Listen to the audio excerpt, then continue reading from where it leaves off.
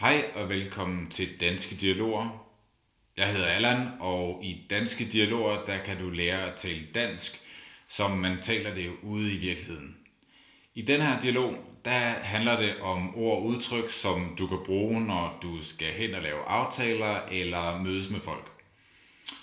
Og i dagens anledning, så har jeg fået en speciel gæst til at hjælpe mig. Hej Bue. Hej Allan. Hvordan går det, Bue? Det går godt, Allan.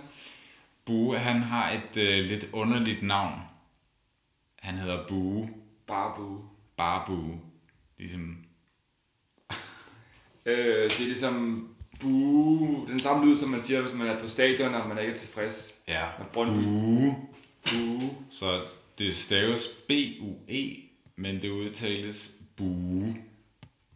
Bue. Bue. Så kommer man en lille smule op på tonen til sidst. Bue. Bue.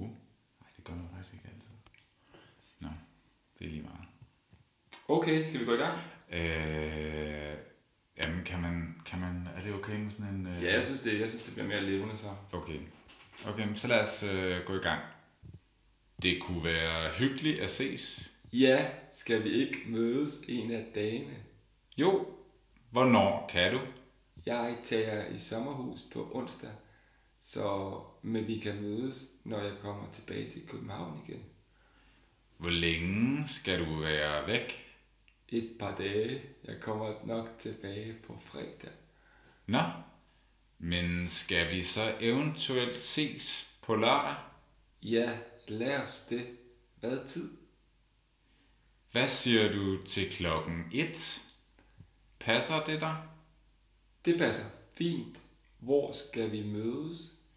Hvad siger du til Café Oscar? Hvor ligger den? Lige ved Rådhuspladsen. På hjørnet af Regnbuepladsen og Farvergade. Perfekt.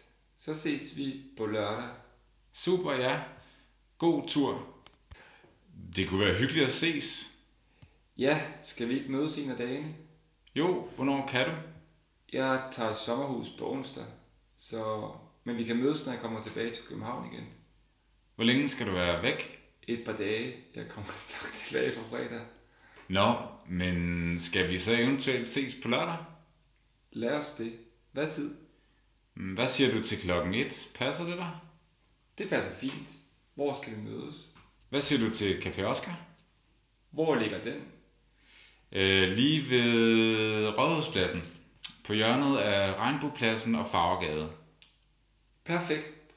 Så ses vi på lørdag. Super, ja. God tur. Hej hej.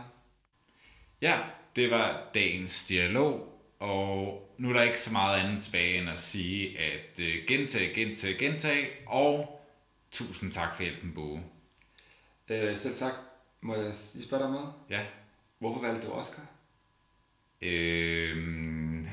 Hvorfor spørger du?